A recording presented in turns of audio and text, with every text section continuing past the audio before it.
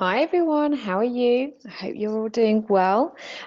Great to have you all on the call today. We had a great sign up for this webinar, and the purpose of it really is to give you the overview of what a job can be for an administrator within an organization. And at the end of the session, you'll get that little overview about, okay, what do I need to do weekly, monthly, quarterly? What are all the things I need to do? And the idea of that is that you're acting really as you've got a project management process of how you will manage your admin of your system. So hopefully you'll take away some great tips and things to be thinking about during the session. The session I ran during Dreamforce, it got selected as an admin track and it completely sold out. Not that people paid for it, but the queue was round the corner and not everybody could get into it. So it's fantastic to feel like that this is a session that's really of value and people will find useful, and it will be recorded and shared, so you'll get an email with the recording of it so you can listen back to it as well. So it literally is 40 minutes. It fitted into 40 minutes perfectly, so I'll crack on. If you're in your lunch break, then hopefully you'll finish in time for the lunch break. So just to give you a bit of background to me, and hopefully the credibility for doing this webinar. So as many of you will know, I've been running a Salesforce consultancy practice now since 2012, but I started working with Salesforce 9 years ago and been operating as a Salesforce consultant for 7 years. I've got various skills. What I realized, I started as an admin for my own system for an organization I was running at the time for a couple of years. And working as an internal admin, you can pretty much play around with it, particularly that, I was the CEO, so I could make decisions that I wanted to do and to change things.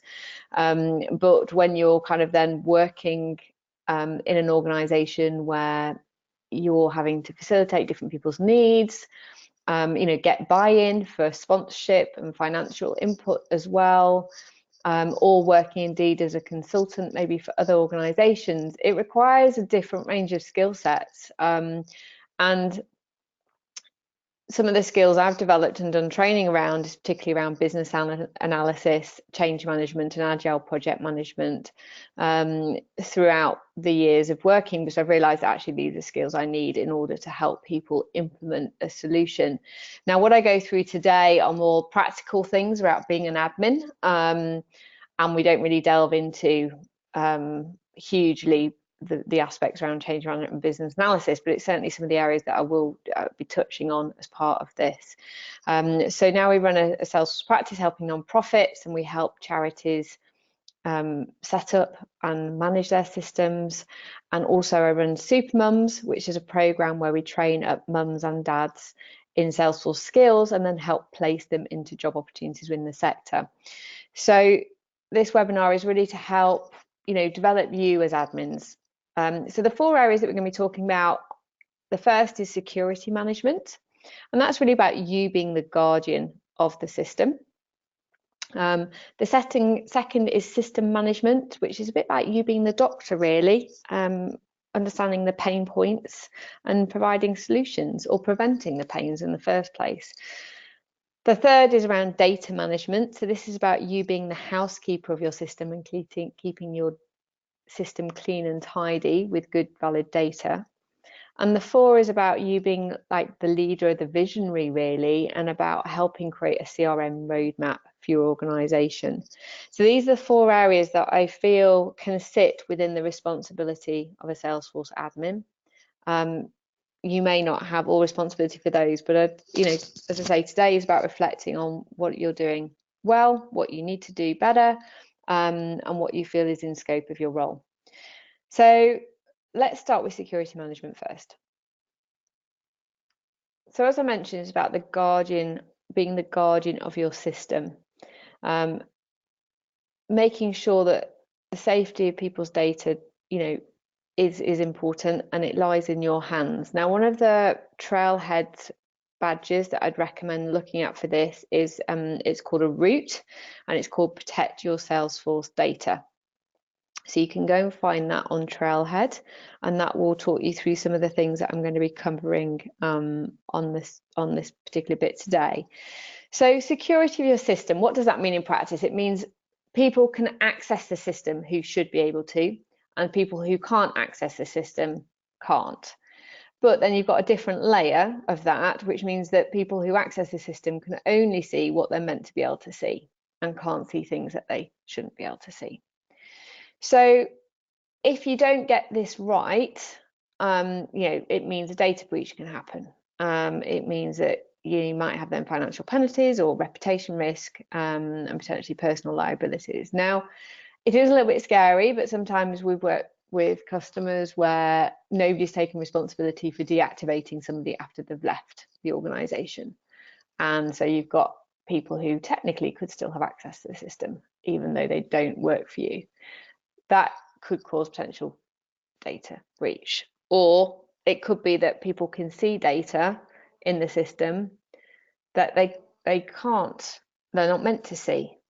And again, that's a potential another data breach. So what are the things that you can do to help mitigate this, and to make sure that your system is secure? So the first is running a security health check.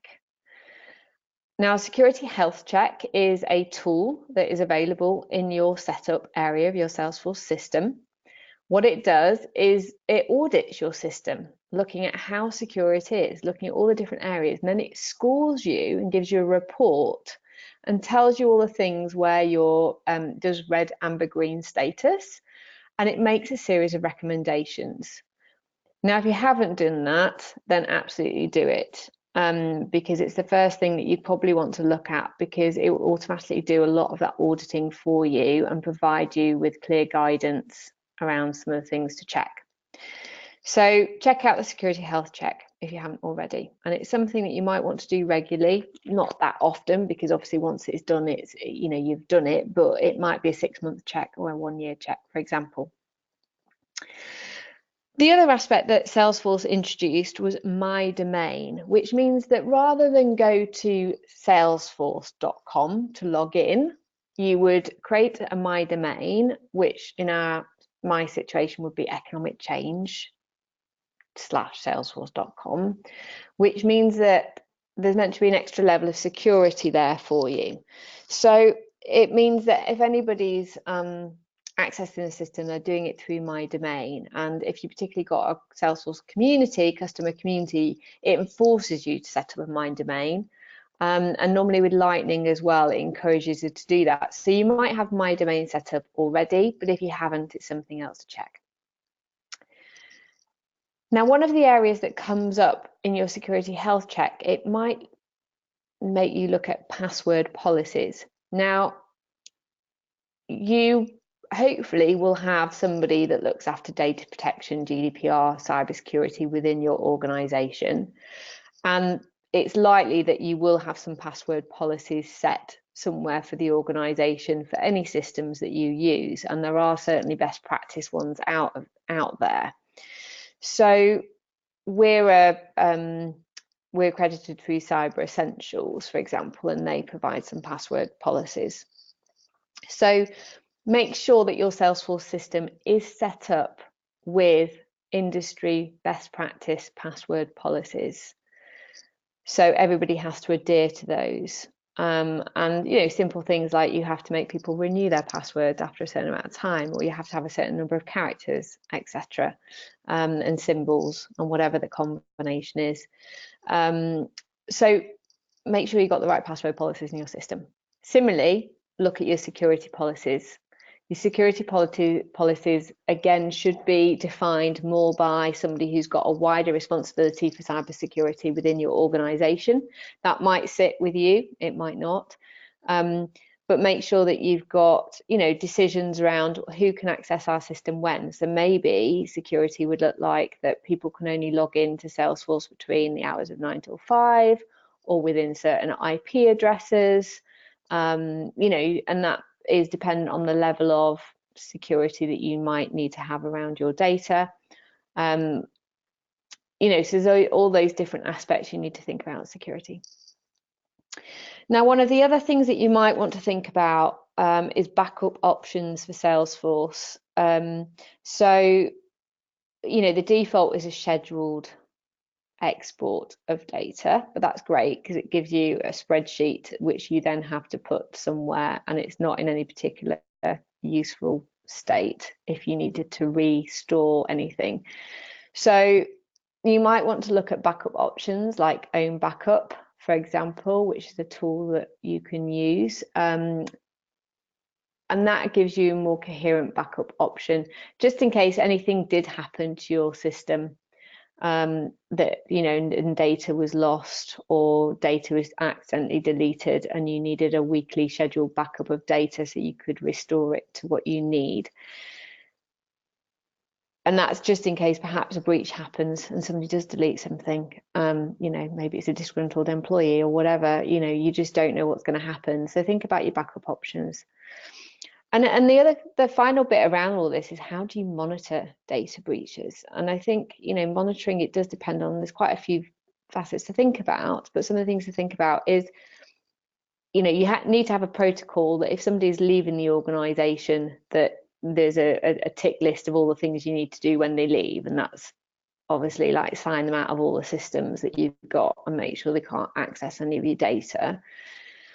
The second sort of aspect you might think about there is, you know, make sure that if you're the system admin in the system, make sure that you've got access to all users so you can log in as them and see what they can see and make sure that it is fit for purpose and they can only see what they're meant to see. Now, obviously, you should do that as part of only design and setup. But if you haven't done that, then there is a risk that, you know, maybe they can be seeing, you know, do you know, hand on heart, that they can only see what they need to see? So you can set up a series of reports and dashboards around also login activity, you know, see how often people are logging in or when they're logging in, or if certain things were changed, you could track history on certain fields or data that might be important to track. You know, you need to define what a potential data breach could be and decide how you could monitor that so you've got a view of it. When we're talking about what access people need to certain data, there's different levels that you can lock information down to. And this is just really reflecting on the main security functionality that Salesforce offers. So, you know, best practice would be only give users access to the information they need to see. That would be your starting point, really. Don't have everybody at an all-see, all-dancing view if they don't need it, and then you're kind of protecting yourself as much as possible. So your appraisal of that would be, you know, of my different users in this organization, you know, what fields do they need to see? What record types do they need to see? What objects do they need to see? What level of admin functionality do they need to see or have, sorry, because you can create delegated admin functionality. You know, is there certain IP addresses that they need to be, you know, restricted by? Is there certain fields that I want to track history on? And when do I look at, you know, the audit log? Do I use the audit log and track what certain people are doing? Now, you don't want to take this to an insane level where you're almost like tracking everybody's movements, but you know, it can be useful to kind of just appraise this and just double check that actually people only have access to do or see what they need at the given points. And there's a way for you to track that also. And I mean, there are tools on the App Exchange also that record things that are going on in Salesforce and record changes that have been made. And it's a tool that's used particularly if you need to track certain changes as well. So it goes beyond the audit log because it actually records changes to fields and what people are doing, like a video. So, you know, depending on your organization, you might find you need a different level of audit history. And then the third part of this is around GDPR and personal data compliance. So, you know, if you're holding personal data in the system, you need to think about what is the method of consent? You know, how have these people consented to be in our system? Have they asked to be communicated? You know, who owns that data? Because at the end of the day, there is an overlap here with data management, but this does go back to security in that you should only really have personal data information in the system if you've had consent from that person to hold it. And, you know, If it's publicly available, then there's a different type of conversation. But if people are just putting data in here that they've found, but you haven't got consent, then you need to think about how you manage this data properly, and who do you go to talk to, i.e. who owns those records in Salesforce. So you need to make sure your system is secure, but the data in there is input securely, in that you know why it's in there, you know why it's going to be used, it has a purpose, and it's backed up. And when do you delete that data? If you no longer need it, when do you delete it? And that should be part of your terms and conditions and your privacy policy. So you want to be making sure that you're kind of adhering to those and have a checklist of things in place to do it. So as a wrap up for security management, 3 essential takeaways I would recommend. Make sure your password policies are in place. Have a user access protocol. Make sure that people can only see what they need to see and can only log in if they're meant to log in. And have a way of managing data. And as I say, we will do a bit more of an in-depth situation overview of data in a moment. So let's look at system management. So as a doctor, really, you are doing health checks, you are fixing bugs, and you are finding solutions for your patients. It's a bit like running a doctor's surgery. And the trail that I've recommended for this is get started with Service Cloud for Lightning, because ultimately you want to be running like a support desk for your organization and logging all of the pain points and logging all the solutions. And this is where you should have the mindset of I am a consultant, but in-house, because you should be treating them like your customers. And you should be documenting, all the things that people are asking you to do. And I'll go into this in more detail. But if you don't do some of these, tracking of pain points and solutions, certain things might fail. So I've got an example here of where, if a health check hasn't been done and then an automation fails, you might find that the customers aren't receiving the emails they're meant to receive, or the team aren't getting the alerts they need about new sales, and then you've kind of got a reputational risk. And so again, that might cause a frustration because sales aren't being hit because nobody knew about new inquiries or whatever it is, so that's where health checks are really important. But I think also one of the risks that I'd like to just also talk about is if you don't, as an admin, manage it like a support desk, in that you've got everything logged that people have asked you to do, there's clear prioritization, and there's clear time boxing around how much time and money, effectively, because people are paying you for your role, those sorts of things will take. You can't articulate that to somebody. And we've certainly seen from my experience with customers that people are like, well, what have we had done? We don't know what's been done. We don't know what fix has been made. We don't understand where the time and money's gone. So I want you to act as an internal consultant almost, and think about it in that way.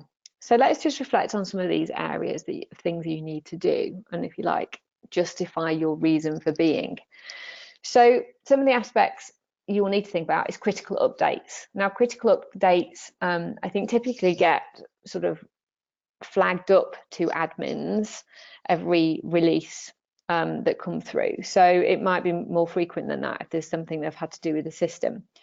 So if you see critical updates flag, have a look at it, act on it, and deal with any updates that you need to have, or else that's where you might have things failing.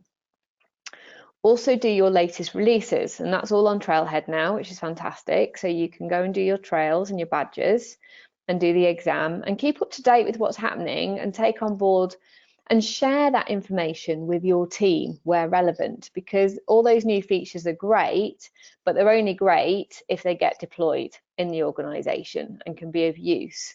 And people, not everybody's going to go and do the trail. But if you can summarize and have your little Salesforce champion group and say, hey, these are new releases, would any of these be useful for you? Then that's the conversations that you want to be having.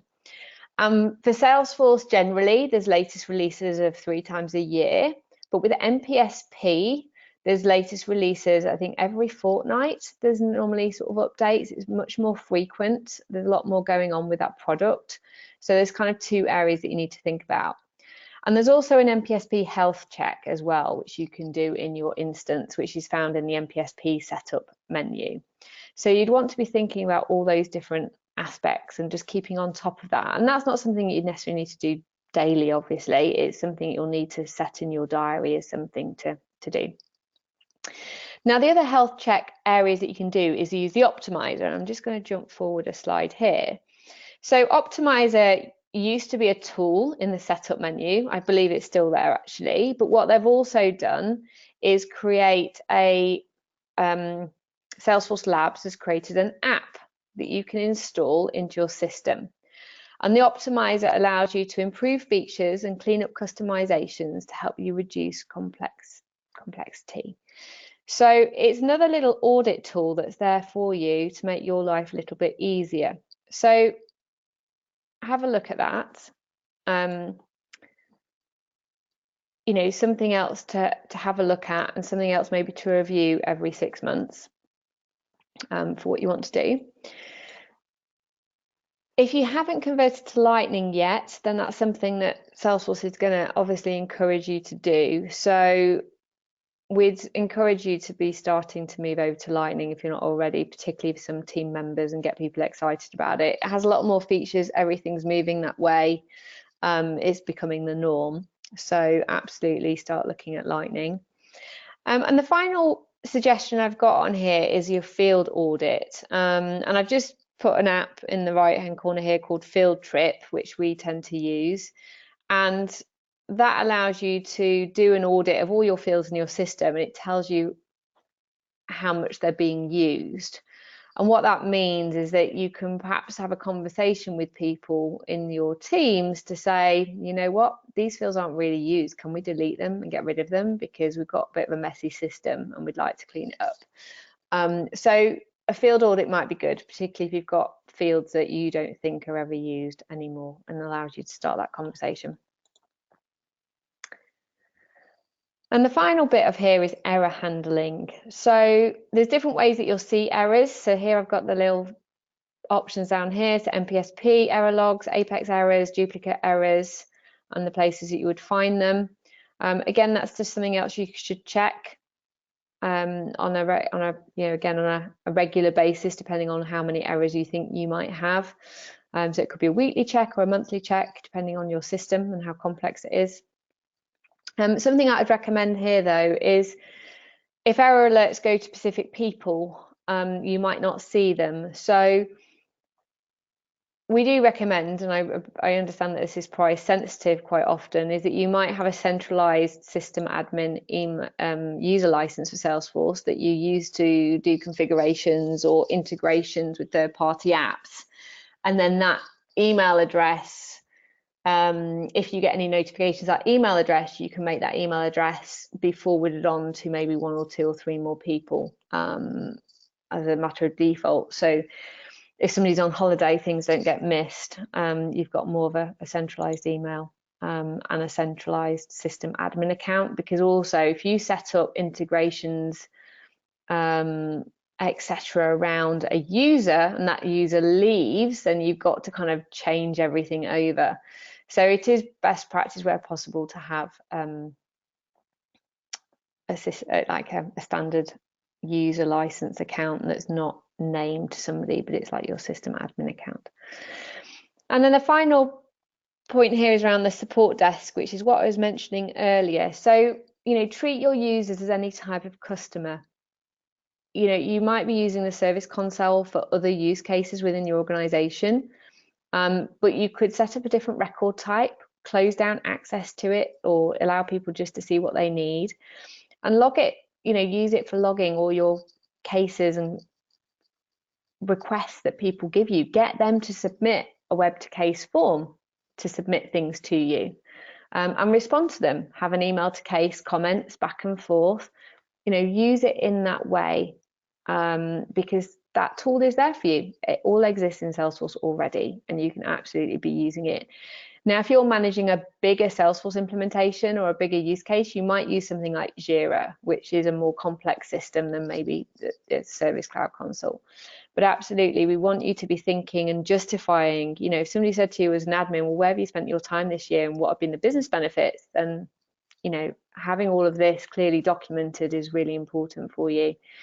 And this is an example like tier support model. So if people are submitting cases, you might have a way of allocating out what people are needing and who it can go to. So you might have a group of power users that can pick up some of these things and you can allocate them out. You might have a help desk. You might then have tier 2, which is going to sort of .com administrators, or there might be things that you need to escalate to a dev team, or maybe you're outsourcing your support contract.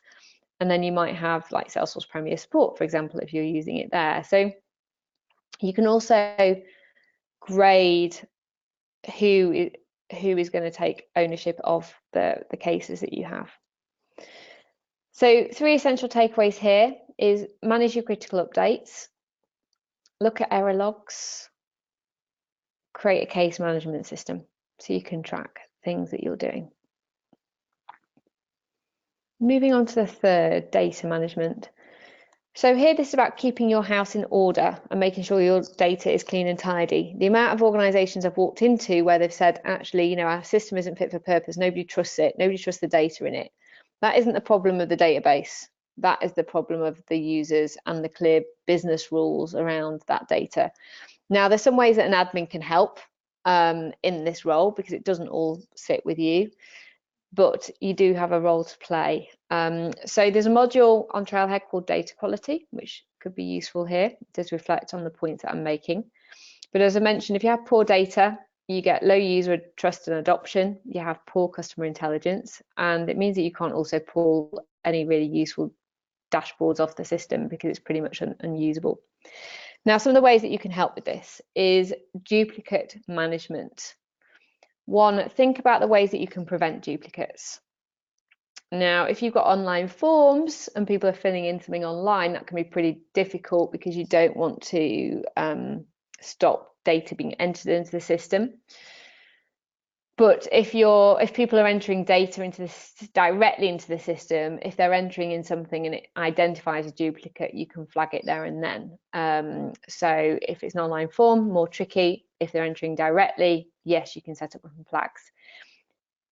You want a way of detecting duplicates. Now, Salesforce offers its own duplicate management tools, which you can set up, you can configure, you can develop and customize. But you can also embed other duplicate tools in here as well. So I've got a couple of tools on the right hand side. Validity and Polarity both have duplicate management tools that you can use. So have a look at those and see if they help. You might need to do a cleanse of your system if it's dirty already and you've already got a load of duplicates in there, if you're having to backtrack on what you've got already. But think about how you manage it. Now, how often, who manages duplicates? So do you have a duplicate check report that you look at every week? If you have duplicates, what are the merge rules? How do you merge it? And what are the non-merge rules, i.e. when do you not merge data together because they are seen as separate? So you have to be really clear as a team when you might merge things and when you won't. So that needs to be clear and you need to think about who's going to do that task. The next is around data validation. So how do you maintain data integrity in your system around validation? So think about what fields need to be required. So you always need data in those fields at a given part of the process. And so you might develop that out during a process of engaging with a customer, for example, and that's where you could put validation rules in there. But also make sure they're only valid at the right points of the process, because you don't want to, make it impossible for people to enter in details. If somebody's creating a contact, if they need to fill in 10 fields right at the very beginning, that might be too many. And this leads me sort of nicely onto the business rules sort of conversation, really. So when we have a business rules conversation with a client, what we ask them is, right, okay, if you were to imagine all of your contacts, let's think about them. if somebody was entering in Joe Blogs into the system, what is the compulsory data you need? What are the compulsory fields that you need to be filled in about Joe Blogs? Because if you just put Joe Blogs in there, you're not going to know how did they consent, who do they, what's their interest or whatever it is. So what are the compulsory fields that need to be put as required, if you like, to be able to add anybody into that system? That's your starting point. And beyond compulsory, you've then got core fields. And core fields are things that you'd like to have about that person, so enough information about them to make it useful data beyond compulsory. And then beyond core fields, you might have segmentation data. How do I know which mailing list they're interested in, or what kind of services they might be interested in, so you can start to do more targeted marketing, for example. So you've got to think about, what are our business rules here?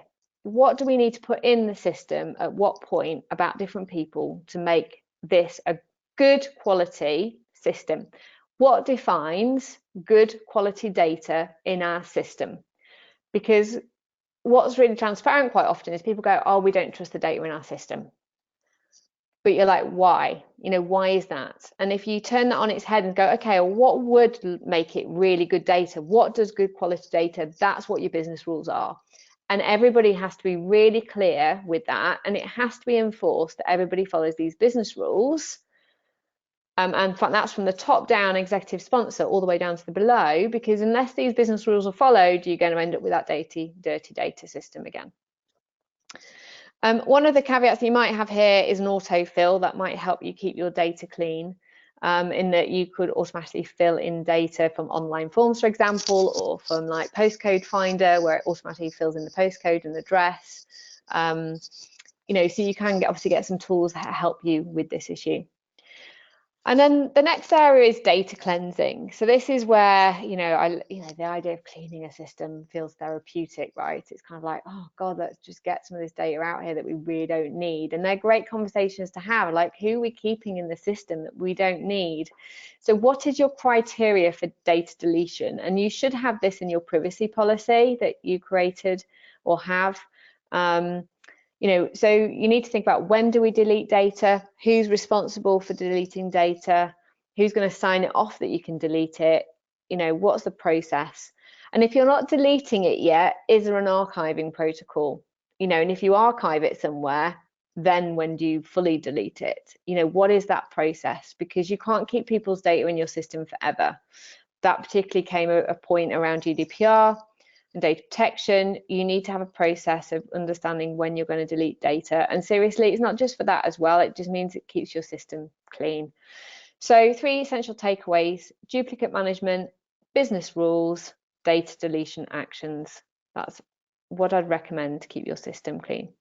Now, the 4th is always the exciting thing, and this is around the CRM roadmap. And I know admins, basically what you see is like, you've learned everything in Salesforce can do, and you're like, you want to sell it to everybody in the organization, but sometimes you can struggle to get their buy-in and whatever else. And this is again where I think key consultancy skills come in, and it really is about business analysis and looking to the future and selling a vision to the organization. So there's a trailhead here called Innovate the Salesforce Way, you might want to look at. But if you don't do this properly, you will end up having multiple risks. Multiple systems, data silos. That will give you a lack of data customer intelligence. This will lead to poor business performance, and there'll be low value placed in your CRM. So the key points around business analysis and why this is such an important skill is you've got to investigate. You've got to forget about what Salesforce can offer for a moment, really. You've kind of got to go back to the drawing board about, well, what is the priorities for this organization? What is the clear business case? And in order to get a clear business case, you need to understand, what is the strategy of this organization? What do they want to achieve as an organization within the next 3 years, for example? What are their priorities in their business plan? Is it about fundraising? Is it about outreach? Is it about, all these different areas? What's their pain points currently that is stopping them getting there? And you need to understand that not only from the top level, the exec board level, but also, what are the challenges for the delivery team or the frontline staff? What are their pain points? Are they struggling to meet their targets? And why?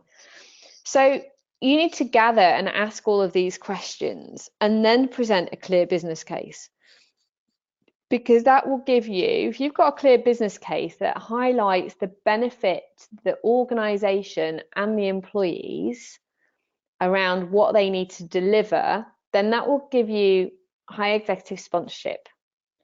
And it will help you to get agreed priorities between everybody, and it will give you a clear return on investment, because people understand that if we're going to spend this much on a technical solution, then that's going to help us increase our fundraising by 50% or reduce admin costs by 50% or whatever it is. That's what you've got to put together. So you need to go out there and understand what people need, and then give them a demo of the products, the different range of solutions, because quite often I will see this time and time again, people don't understand all the different things that Salesforce can do. They don't. They think it's either just for fundraising or it's just for marketing or whatever they've seen advertised, and you've got to open their eyes to it. Now they may or may not buy into it, but they're going to buy into it if it feels like it fits their needs. So it's worth investigating what their needs are first. Then you can arrange a demo either through a consultancy or do it yourself, or whatever feels the most comfortable, and say, right, this is what the solution is, this is what I understand you need, I think it could do all of these things for you, this is one of the options you should definitely consider. And so my final point really here is, you're going to learn a lot through all your training that you do with Salesforce and with Trailhead, and through understanding what different people need within your organization.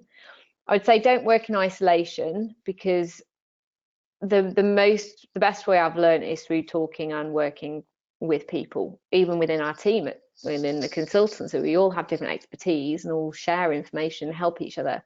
So surround yourself by expert consultants, get yourself a mentor. Don't just think you need to know everything. Use a Trailhead user groups.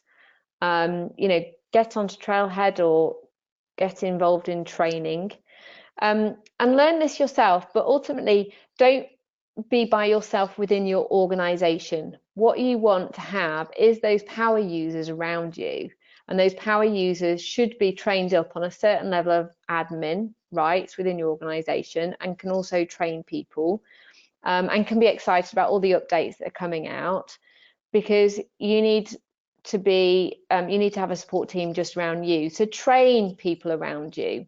Everybody's not going to have the time. If you're the sole admin, you're not going to have the time to, everybody's not going to have the time to do all this training and attend user groups and everything else. But make sure you come back and have a little Salesforce champion lunch, learning lunch every month, where you can talk about everything Salesforce and you can bring back all the things you've learned.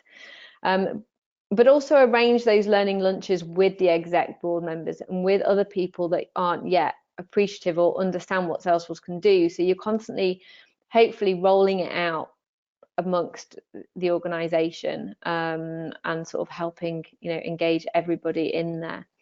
So the main wrap-ups here are: understand the business value of the system and sell that. So don't sell the system first, understand what people's needs are, and then sell the solution off the back of that. Integrate systems. Salesforce can do a lot of things for you, so try and help the organization reduce the number of systems they've got, or integrate the different systems so you've not got data silos. And the third is empower your users. So train, educate them, share the knowledge you're learning with them, get them excited about it too, through learning lunches, or training workshops or whatever it is, so you can move everybody along with you, and you're not sort of just working in isolation, as I say. So here's a little project plan for you. Again, you'll kind of get a recording of this so you can see it, but all those things that I've talked about today, I've put sort of against a daily, weekly, monthly or quarterly action plan, that you can have a look at against and go, right, well, when do I do these things? How do I create a little plan for myself to make sure that I'm tackling all of these things. And I can coherently show this to my manager and my boss so they know that you're on top of it, because all of these things are really important to your managers, particularly around cybersecurity and system management. Now, if any of you are looking for further support, some of the things that we can help you with if you need it are, we're running economic change one-day training workshops, which are going to be virtual during 2020. We're offering an early bird discount if you sign up now before Christmas. So if you want more help with any of these areas, we're running one on Salesforce MPSP setup and management, a day workshop on data management and analytics, another one on managing the health and security systems, so we're going to all the security areas and setting up profiles. And then the third is on system admin, custom design and automation. So if you want to get in with those, we've got various dates. We're running those one-day workshops at least 4 or 5 times during next year. But if you want the discount early bird price, then you can sign up now. So I'll send you the emails about those and the details of the content we're delivering. And then the other thing that we're running through Supermums, which might interest some of you, is our Consultancy Skills Course. And this is really about adding all those softer skills that are really important if you're helping roll out a solution or get people engaged in it. So as I mentioned, when I trained, I did week-long courses in change management, business analysis, project management, and consultancy skills with Salesforce. And so what I did when I came back off those courses is bring all that content together and make it useful and coherent to how we need to operate as a Salesforce consultant. So it's how I train my staff and the areas we go through. So what I've done is put this together as a 40-hour course, online training modules. So you get we will cover all the important areas around, as I say, project management, business analysis, change management, and also we'll touch on service and sales cloud. Alongside that training, the 40 hours doesn't need to be watched within 8 weeks. The content will be there for you to watch over a longer period of time, but we will be running group coaching calls around the content where you'll get a Q&A with me. We'll talk around different areas, talk about the situations you're facing in your workplace, and sort of be able to help with that as we move, as you move through the process. But also it's really about, understanding these skills that I'm giving you. We'll also match you with a mentor.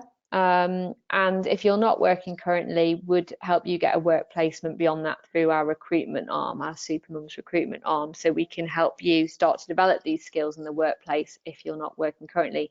If you're working somewhere, then you'll have all the skills. You'll have the situation where you'll be able to put these skills straight into use.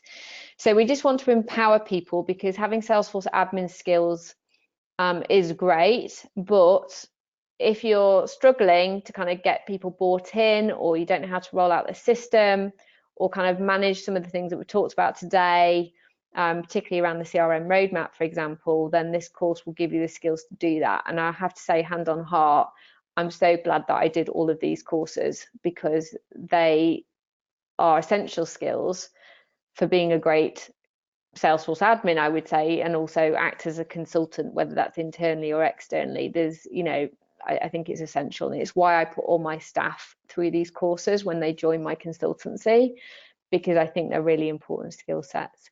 So if we can help you do that, I'd love to help you more. But hopefully today has been really valuable for you in terms of just thinking through any other areas that you haven't thought about before. Hopefully you're doing a lot of those things already, and it's been a good sense check, if nothing else. But I'm happy to answer any questions if you have any.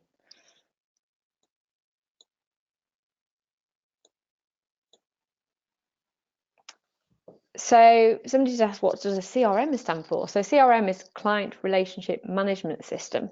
So Salesforce is a CRM tool, and it's for managing client relationships. Always a good point to remember, particularly when you're talking about business rules and clients, because if you're not using Salesforce for client relationship management, then it's not going to be fit for purpose. So it's always very reflective of making sure that you have information about the relationships you have with your customers in your database, or else that's where your data then is no longer useful. So yeah, So the slide deck will be sent out to you. There's an automated email, Lee, that will send this video out to you within an hour after the call. It gets sent out automatically. Okay. Any other questions? Brilliant. Well, as I say, it's quite a lot of information to take in there. So you'll get the recording. You can work through it again in your own time. And lots of information to pack into 40 minutes. But I'm glad that's been useful. Thank you for your feedback. That's awesome. I will also put it on YouTube as well. So it will be there on our Economic Change and Supermum's YouTubes. Brilliant. Well, have a great day, everyone. Thanks so much. I'll send out an email. If any of you are interested in any of the other training or consultancy courses, then happy to have a chat about that too. But yeah, speak to you all soon. Take care. Bye.